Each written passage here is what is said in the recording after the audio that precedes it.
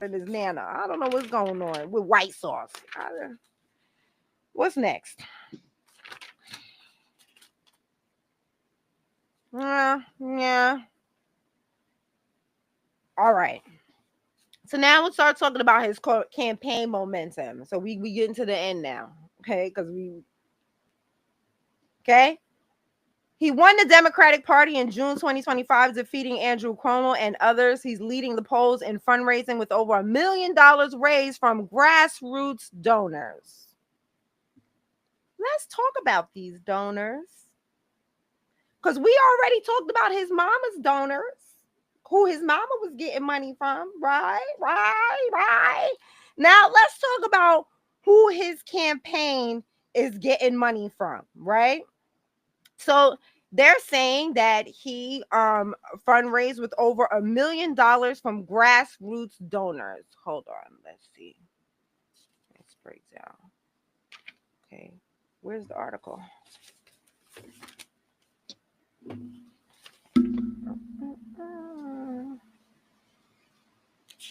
see, which one did I want to do first? I think I want to do this one first, and then we're going to get into the big money. Let's talk about the small money. Let's talk about the small money first, and then we'll get into we'll end it with a bang, with the big money. Okay, big tech workers, top donations. Let's see if I can find the article now.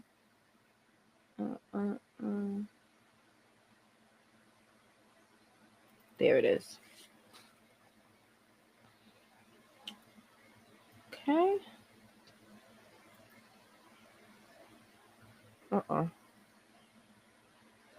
See, MSNBC is invading my space again.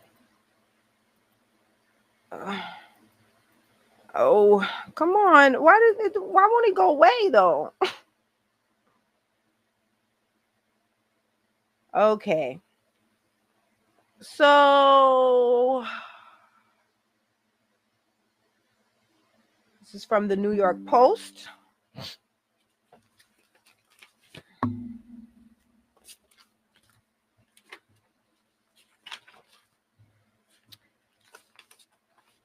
Big tech workers, including from Google and Meta, were among the biggest group of donors to Mandami's mayoral campaign, creating a fresh headache for companies in the Big Apple that could feel the brunt of the self-proclaimed Democrat socialist policies. The Post has learned. The 33-year-old upstart has spooked New York business and tech leaders, many of whom fear that his vow to raise taxes on the wealthy and pass calls to defund police will spark a mass exodus similar to what San Francisco experienced under progressive leaders in recent years. However, their underlings have thrown their financial support behind the frontrunner for City Hall.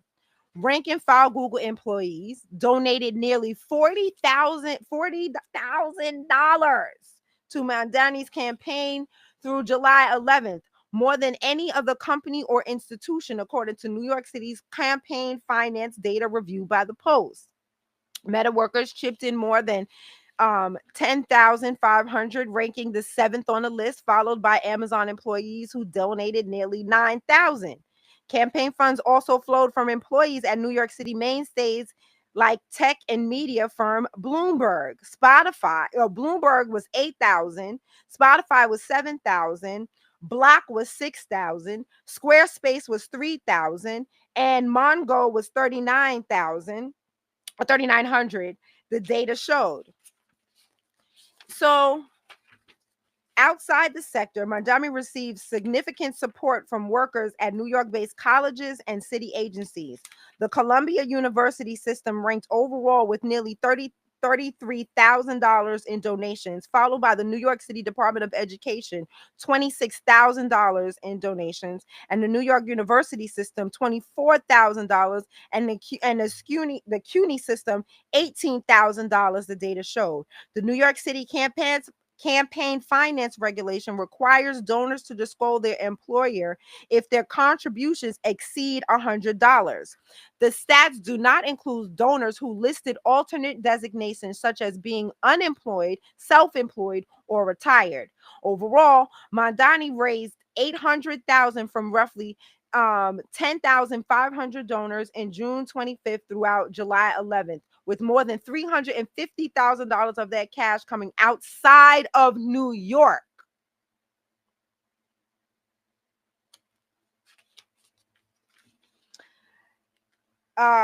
Records show. Representatives for Google and Meta declined to comment. Amazon and the Mandani campaign did not return requests for comment.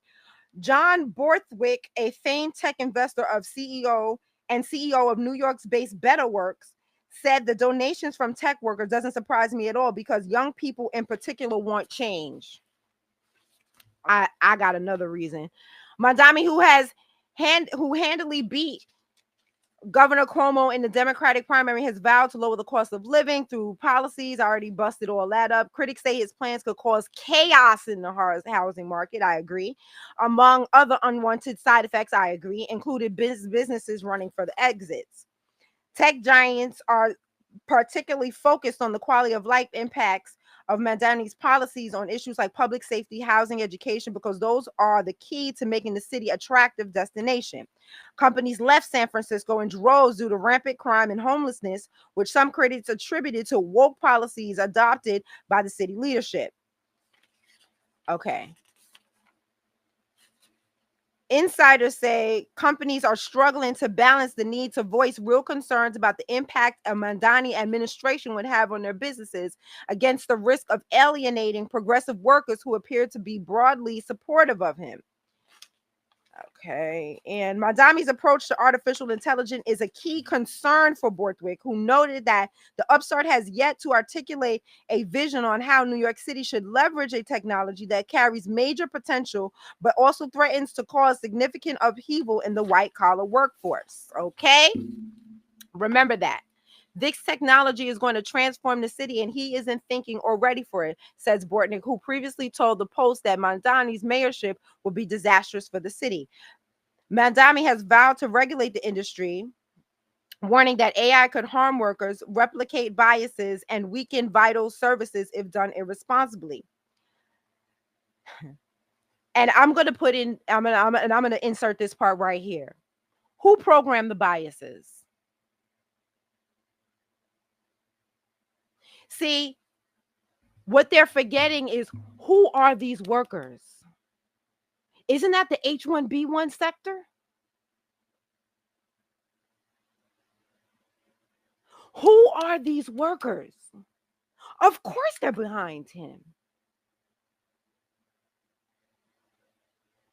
These are his people.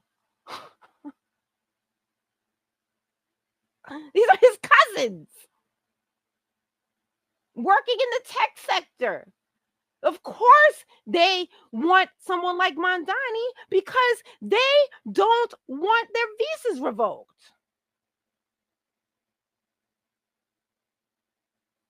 They don't care. And the thing is, they're not even looking long term, because if the company has to leave New York, then that's going to be less jobs. And if you guys don't get a handle on that, well, AI is coming.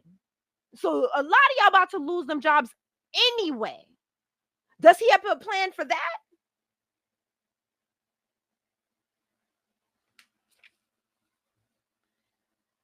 So you want to sit here and say all this hot shit. AI could harm workers, replicate biases, and weaken vital services if done irresponsibly. Who programmed the biases?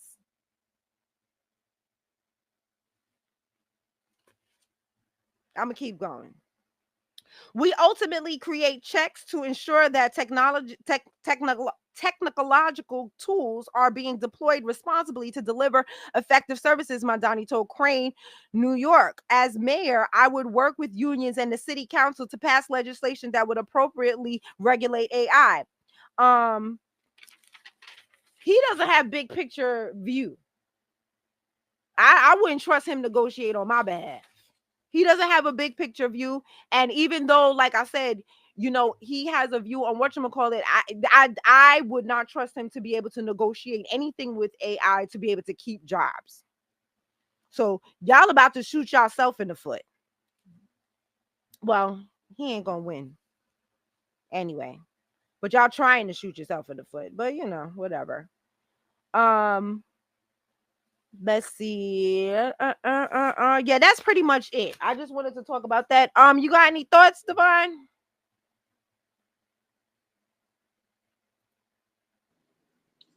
No, I think that was a great point that you made about the the workers that's behind them. Like like you said, these are his people. It's similar to what was being done and what was being talked about being done in 2024, right? Like that's the same thing that Kamala was planning on doing. Like at the same Mm-hmm. time, at the last minute, they were trying to present themselves as cracking down on the border and creating that bipartisan border bill that's supposed to, limit illegal immigration. At the same time, she was talking about increasing those H-1B1 visas.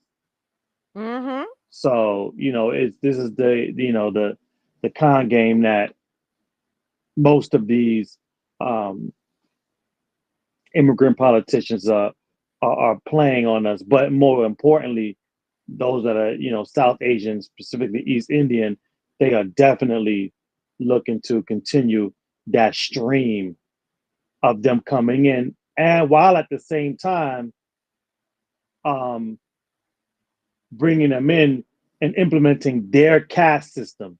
Because even when you Mm-hmm. go beneath the numbers of that, you see that a lot of the non-Brahmin Indians complain that in those H-1B1 hirings, they still run the caste system and Mm-hmm. treat those non-Brahmins as the quote unquote untouchables that they would be in their own country. So yeah, Yep. just layers upon layers of of discrimination, if you will, in the way in which they operate their systems once they get here.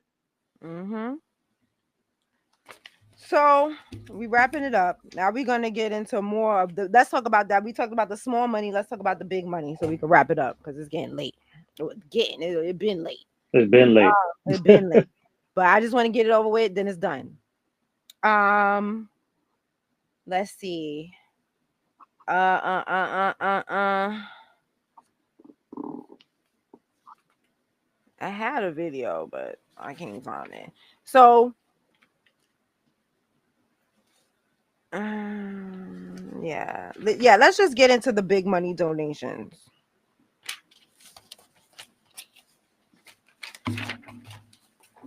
Okay.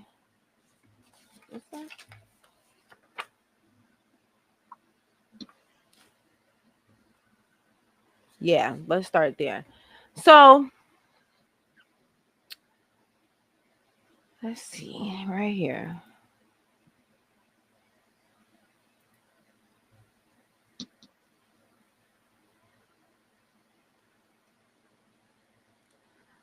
So billionaire hedge fund heir Elizabeth Simmons donates $250,000 to pro Mandami super PAC. So I thought he didn't like billionaires, Hmm. and billionaires should be abolished. It sounds like he a lot like his mama. He don't like stuff until they give him money, and then when they give him money, then it's okay. So, philanthropist Elizabeth Simmons, daughter of late billionaire hedge fund investor Jamie Simmons, donated $250,000 to Mandami Super PAC New Yorkers for lower costs. The contribution is the largest made to the group promoting the Democratic Socialist nominee's mayoral campaign, which has already raised $2 million from nearly 300 separate donations. $2 million from 300 separate donations. Simmons is chairwoman of the board of directors of Heising Simmons Foundation, which she co-founded with her husband, Mark Heising. James Simmons founded Renaissance Technologies, and he and wife Marilyn donated $1 billion from his former employer, Stony Brook University, where he was a math professor. Marilyn is an alumni to the Long Island School, which is part of the State University of New York. James Simmons died last year. His net worth was estimated at 31 billion. The super PAC operates independently of Mandami's campaign. Mandami has caused a stir when he said there shouldn't be billionaires during an interview after he won the Democratic primary. I don't think we should have billionaires because, frankly, it's too much money. It's too much money in a moment of such inequality. And ultimately, what we need is more equality across our city and across our state and across our country. Billionaire Democratic Illinois Governor Pritzker fired back at the time, saying, "Look how much money you have. Look how much money you have doesn't determine what your values are." Fix the city super PAC. Fix the city. A super PAC backing Andrew Cuomo's campaign for mayor raised a staggering 26 billion. Blah blah blah blah blah. I don't need to get into that. We're not talking about Cuomo right now. We're talking about him. So you see that he's getting big money from billionaires when he sits there and talks about how he doesn't like billionaires. But let's see what other kind of help. We see that he's already getting help, and they said from, they said he's getting help from from Alexandria Ocasio-Cortez. Why I never can say her name either. It's just too many, I don't know, syllables. I don't know. I can never say her name. But let me let Brother Zohan, you have anything you want to chime in before I go to the next article? Okay. All right. So the next articles. All right. So let's see who else is trying to get in there. Oh, looky. Why is it not telling me where this is from? Oh, this is from the Post. This is from the New York Post. Okay. Bill de Blasio and his former aides are advising Mandami and clamoring to get back into City Hall. We're not going to read this whole article. We're just going to read what I underline. My understanding is that Mandami people are letting anyone chime in. Hold on. Wait. Former Big Apple mayor and groundhog killer. God dang. Former Big Apple mayor. I didn't catch that. I don't remember that being in there, but that is funny. Former Big Apple mayor and groundhog killer Bill de Blasio and his aides are clamoring to become relevant again by sucking up the socialist and Democratic nominee Mandami in the hopes of scoring a position in his potential administration, the Post has learned. Okay. I just wanted to read that part because it was funny. Still, Gaspard was the key architect Gaspard,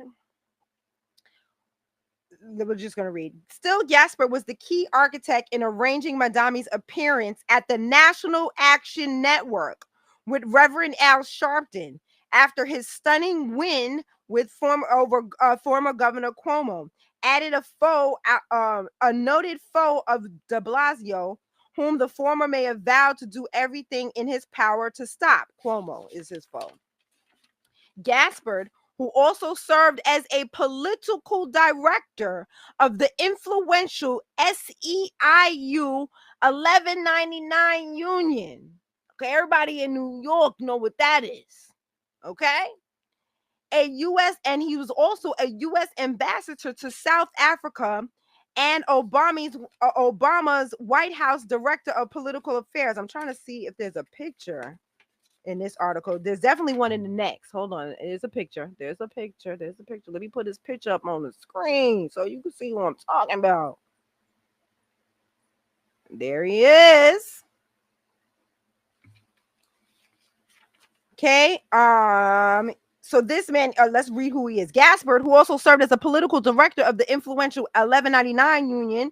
He also was a U.S. ambassador to South Africa as Obama's White House Director of Political Affairs, has deep ties with Big Apple's Black communities, labor unions, and the larger Democratic Party. Mandami himself suggested that he is wooing Gaspard. During the final mayoral primary debate, he mentioned Gaspard by name as the type of experienced hand he wanted to bring in his administration. Now, this is very important. Oh, real quick. It said something in the article. It said that Bill de Blasio has a girlfriend. This is just tea. It said that his girlfriend is Nomiki Coast. I'm like, oh, so that's why you made a big deal of you and your wife separating, because they never divorced. They separated, and so this article, I just thought that was funny that this article mentioned that he has a girlfriend. Anyway, now, who is this guy? Right? Who is this guy? Let's see. Let's get into who this guy is.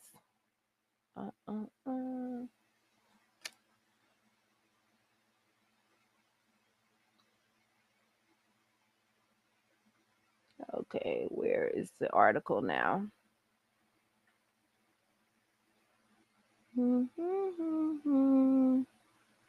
I feel like it has a different label than the actual article. I did this one. Okay.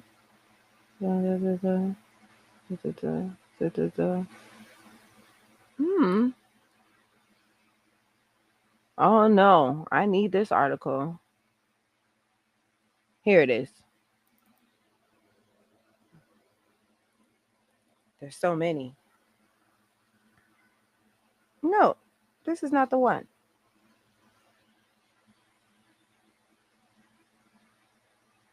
I mean, that is an interesting article, but this is not the one. This is the one. Here we go. Some Democrats panicked over Mandani, and Obama called him. So let's see who's the puppeteer.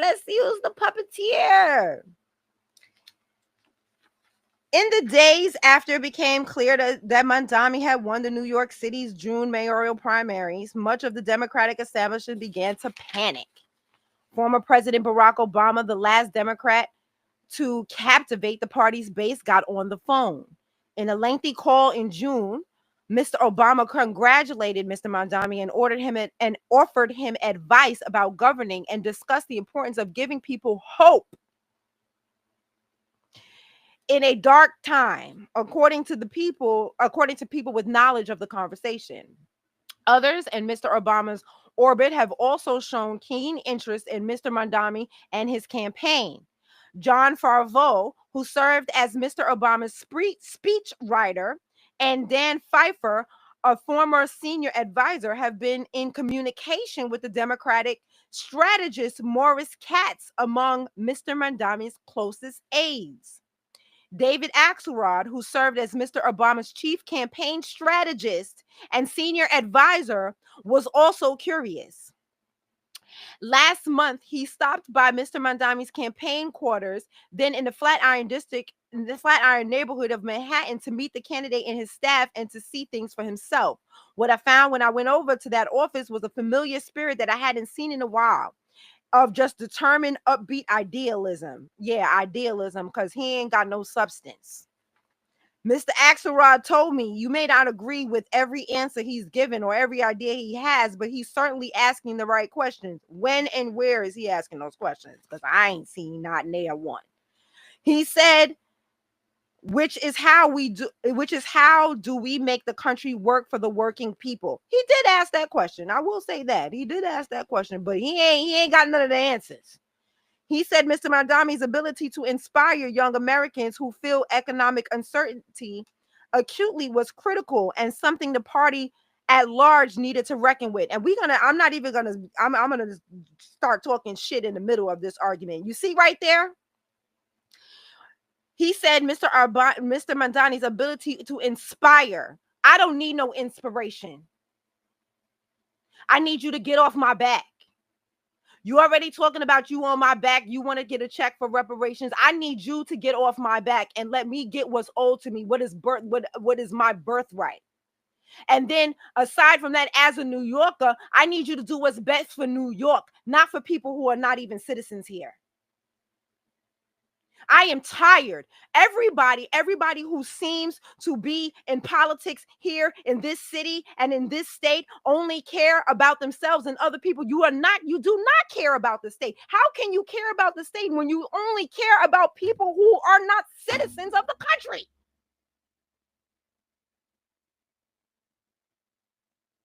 It is crazy to me because everybody who's with this knows damn well none of this would be tolerated in your countries. Not a lick of this would be tolerated. You would not allow people. Everybody right now is kicking people out of their country who are not supposed to be there.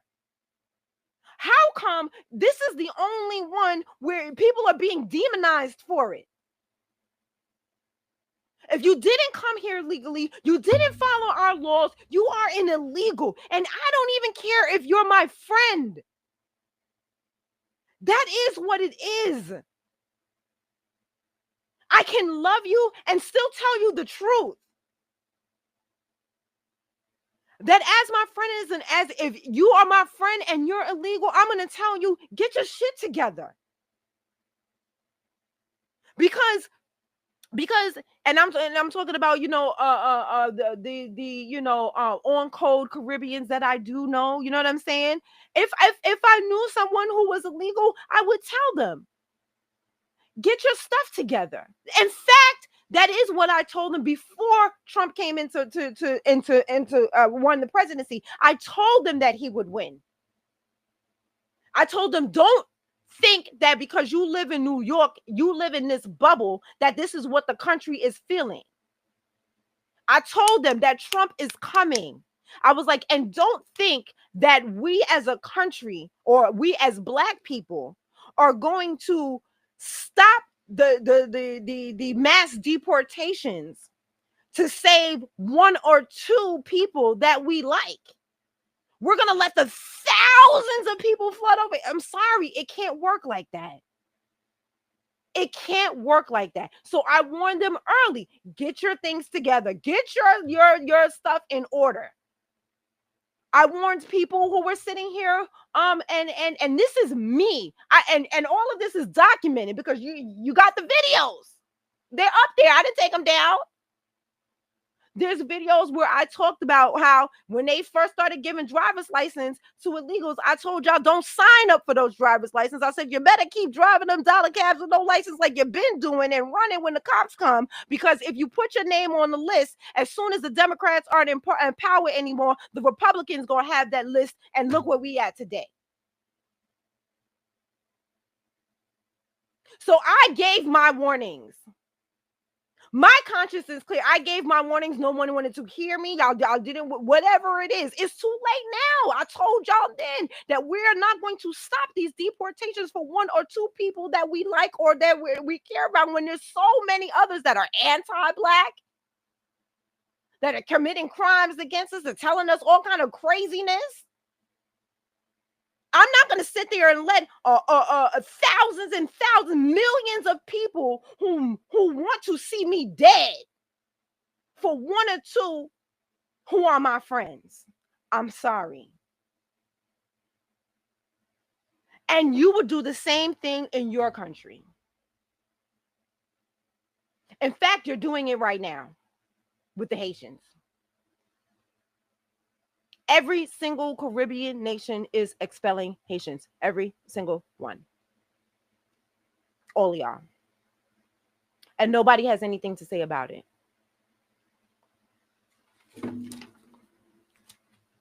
So you're sitting there and you want to give the citizens hope while you give illegals money, cars, e-bikes that's setting the city on fire, e-bikes,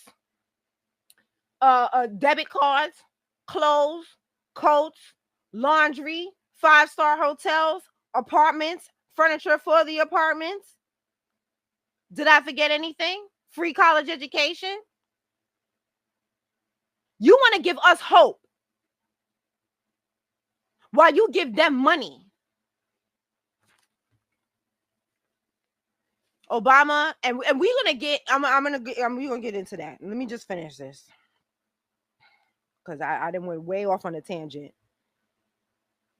The interest from the closely guarded world of Mr. Obama and those around him is the clearest sign yet that Mr. Mandami is likely to be embraced by the Democratic mainstream. And I'm trying to kill that before it even happens.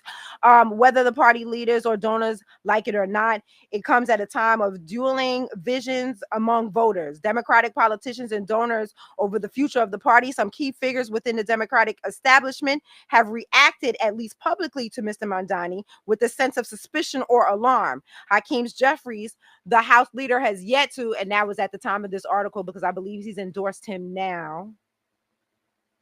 Am I right on that, Divine?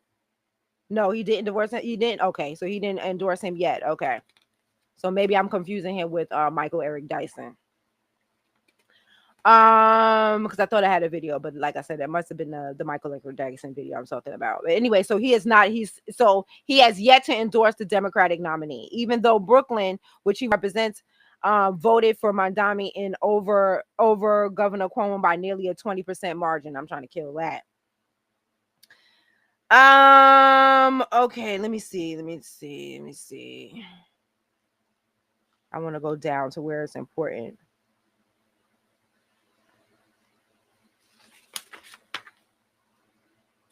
So anyway, they basically are going to try to use all of Obama's people to get him elected. And again, like me and my mom always say, the Democrats are overplaying their hand. They have not read the room. They do not understand what's really happening. And I'm going to explain what I mean by that. Divine, you have anything you want to add while I look for the next article? I thought there was. I'm trying to think of what you said last. I said a lot. That I want that I know. Shit, there was something, but I will say, yeah. I just saw a clip of them still badgering Hakeem Jeffries to attempt to endorse him, but he still hadn't come out and said anything in favor of him in the way of an endorsement. So yeah, I think that still has not happened. That was very recent. I think that was like a couple of days ago. But shit, you said something. It's out of my mind now because it was the article right before this one, I think. Because this one's about Obama. What was the one before this about? The money. Oh, Bill de Blasio. Yes. Okay. Yeah. Bill de Blasio. Yeah. So, and his foes and the money too. So it was about the money. It wasn't about Bill de Blasio. It was about the Right, money. and the billionaires. Yeah. Right. Exactly. So,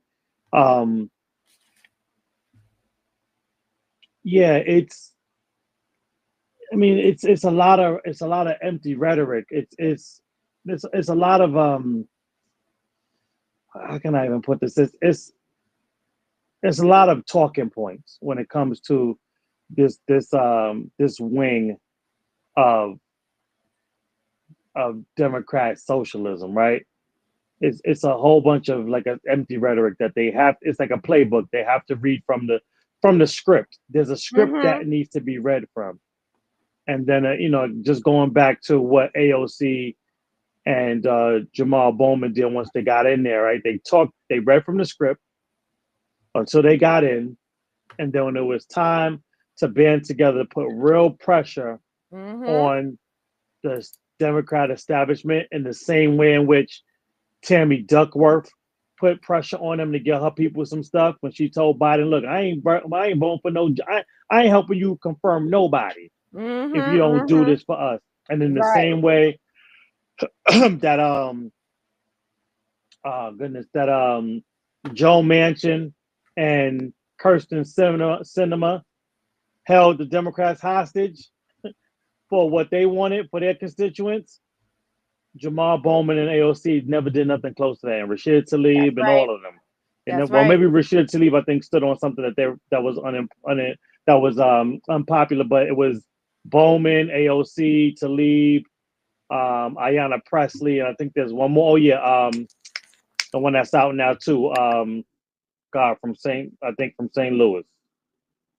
Um, Corey Bush. All of them together were supposed to be the squad and stand on business. And when it was time, they did not. They put that threw that script away, and now AOC is trying to dust it back off and get out there with Bernie. And Bernie's another one that reads from the script, and then when it's time to hold the Democrats' feet to the fire, it falls short of anything substantive and transformative. So yeah, it's a whole bunch of bullshit that they get a chance to spew, hit the talking points, hit the checkpoints, hit the check marks, and then pivot into what they really gonna do when it's time. So I think he's just another one in the same line. And like you say, he's following behind his mama. His mama took all that money from Qatar, didn't think nothing of it. He's in that same boat. Like, when it's time to take the money, you're gonna take the money. Because I mean that's just what you did at every stop that you've been at. You muted. Thank you. So Mhm. I wanted to get into the Democrats overplaying their hand, right? They're running now to Obama because Obama was the last time that they had a win, right? But they don't understand it's a different climate out here. Obama don't have no friends. The Democrats don't have no friends. You see that headline? This was after the election. You see that date?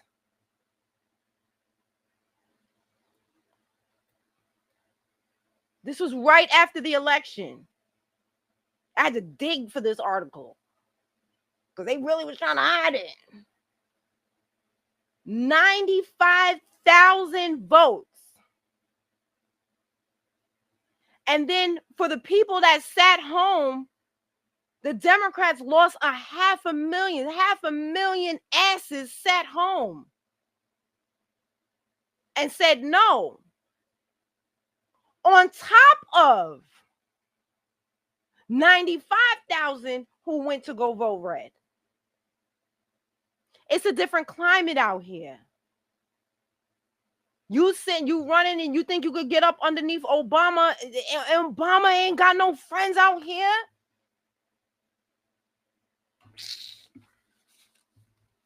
You've been in your 32nd, 36th district. What is it? 36th district too long. 36. You've been in your 36th district too long. In your little enclave. And he did an interview, and I did have that video. I don't know if I still got it. Let me see. But I had a video where he was going up to people and asking them why they voted for, like, who they voted for and all that. Oh my gosh. Wow. I had really a lot of stuff in here that I did not play.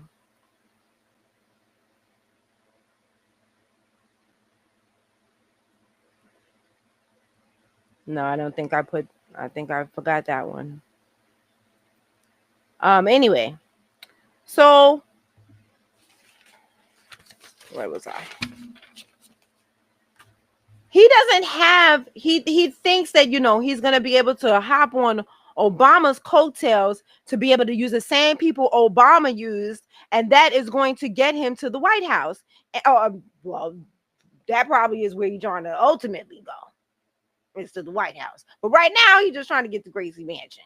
You know what I'm saying? So he think that that all of these things are gonna get him to Gracie Mansion, so he could be on his hot stepping way to the White House. Okay, let me bring the article back. Um, Actually, I don't think I really need to go into too much more. I think I proved my point. I will add the link to the article though, so if you want to break it down by, you know what I'm saying, you can break it down. Um, and then I'm just gonna I do want to play this one right here because this one was pretty good. Now, just like I'm going to say that he's very Obama-esque because Obama, he, played like he was trying to, that he was actually looking out for regular people and, at the middle class. And in actuality, we all know that Obama is the richest person to come out of the White House due to the money he had prior to the White House and the money he's made after he's come out of the White House. So I just want to show this little video just to show that, maybe him and Obama have, quite a bit in common. Just kind of waiting on this right here. Of course, it's not being my friend. Okay, so what I will do is I will set everything else up while I'm waiting on that. Okay, great. Of course, as soon as I start setting stuff up, it's ready. Ah!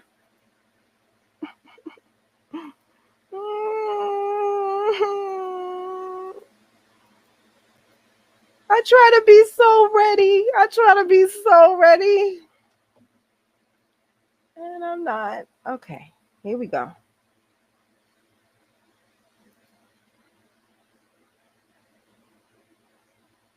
Check this out. Hates capitalism but bought a new beachfront mansion. Nice. If you think this guy is gonna save New York, yeah, you're wrong. The only people this guy will save is the Mohammeds and Abus. Remember that. Okay. So we're going to get into that one later. So now, we see he's basically taking money, that he's made. However, I don't know. I'm not saying anything. I'm not saying nothing about that. I'm just saying he's sitting there talking about how, he's not about billionaires, but you sit there buying, beachfront property and making sure you want to make sure that everybody has housing. How come you didn't, take that money and help somebody get some housing? There shouldn't be billionaires and millionaires and all of these things. But when it comes to your money and what you're doing, you making sure you and your wife is set. You making sure you guys have a nice place to live. Okay. And speaking of wife, now we're getting into the last little bit here. Okay. Oh, actually, hold on. Before we get into the wife. He then talks about his campaign, right? And being the largest grassroots movement in New York City history, or that's what they say about him, right? That he had the largest grassroots campaign in New York City. And I just asked ChatGPT, I said, okay, well, I'm curious to know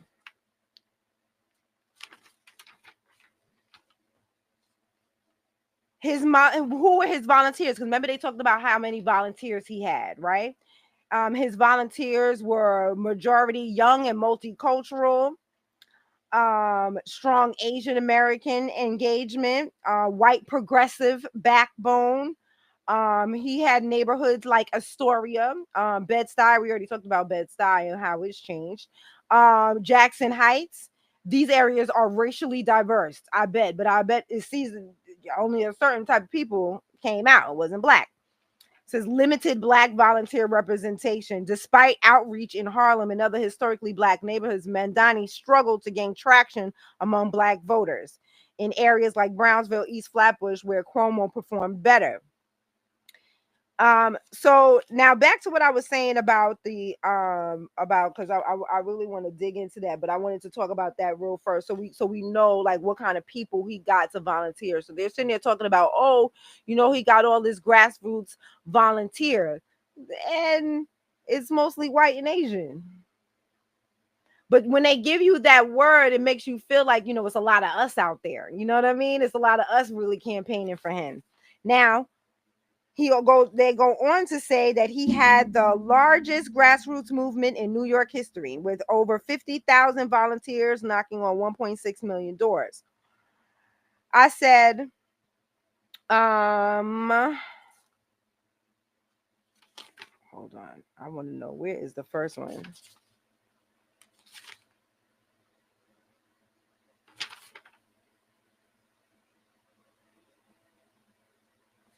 I wanted to know when it says, so I wanted to know, was that true? Was that actually the biggest grassroots campaign in New York City history? Because I know that we have had a lot of grassroots campaigns here in New York City, and I just found it hard to believe that his would be the biggest. And as I thought, I was correct. The Harlem Renaissance the Harlem Renaissance was a grassroots movement in New York. And it estimated about 300,000 Black residents migrated to Harlem during this period. Artists, writers, musicians, activists formed cultural and political movement that reshaped the American identity. Impact of modern Black consciousness with figures like Langston Hughes, Zora Neale Hurston, and W.E.B. Du Bois. Okay, then let's talk about number 2. The civil rights and Black power organizing in Harlem from 1954 to 1974. Tens of thousands of engaged in protests, walkouts, and organizing key events. One was the 1964 Harlem riot, which was sparked by the police killing of 15-year-old James Powell. So you see, this has been happening for quite some time. Involved thousands of protesters over 6 days. The Black Panther Party, the New York City chapter, ran free breakfast programs and health clinics, mobilizing hundreds of volunteers weekly. Okay, organizations, they need to put your organizations, I don't even want to name, but anyhow, we already see that what they're talking about is a lie. Okay, let's see another one. Ella Baker and the Parents in Action Against Educational Discrimination. Hundreds of Black and Puerto Rican parents in Harlem, and this is ChatGPT, in Harlem, they had school boycotts, picket lines, and direct action against segregation. They talked about this a little bit in The Godfather. Remember that, Divine? I don't know if you remember that episode in The Godfather, where remember when Bumpy's daughter and Bumpy's wife went to the school? Yes. Okay. So they talked about this a little bit in that movie, but I'm assuming that this is what they were referencing. Okay. Between 300 and 500 Black and Puerto Rican parents were actively involved in PAAED organizing efforts in Harlem during the late 1950s and early 1960s. School boycotts. They had school boycotts. This was over 460,000 students stayed home for the boycott that they had. Estimated tens of thousands of families participated, many mobilized by the parents group and ally groups. The meeting attendance, they had regular meetings that drew over 100 to 200 attendees weekly. So when they sit there and tell you, let's talk about it. So they had the parents volunteer movement. I got exact numbers. They had 666,000 volunteers, and they had over 1.5 million door knocks, and they had let's say, it doesn't give me a total amount of donations, but you see that when they use these statements and these phrases, that they're fudging the numbers. He is not the largest grassroots campaign in New York City's history. It's just not true. We've again, and here's the thing: as someone who studied Africana studies, as someone who father is an African, a professor of African studies, why would you come here and then try to erase what we have done? Why would you do that? Because you are a buffer class. And that's what you did in Uganda. And now you're trying to come and bring it over here. We're not going to let that happen here either. So now, do you have anything you want to add? No, but I do want to ask, how much more you got, sis? We wrapping it up. We're wrapping it up. Okay. Wrapping it up. How much more can I go? I'm wrapping it up. So the last thing we're going to touch on is the wife. Okay. My infatuation with a black man's beard started in my childhood. Apparently, my father kept his beard solely at my request. I loved playing in it as a little girl. He looked so manly to little tiny me. So my love for a black man's beard isn't a fad. It's always been in me. The seed for this love offering was planted long ago inside of a little black girl who loves her daddy. Infused in this beard growth, spray and oil is love, admiration, appreciation, and God's herbs to foster growth, healing, and a touch of softness to the strongest, most powerful men on the planet. Love Bruck, evenmelanin.com.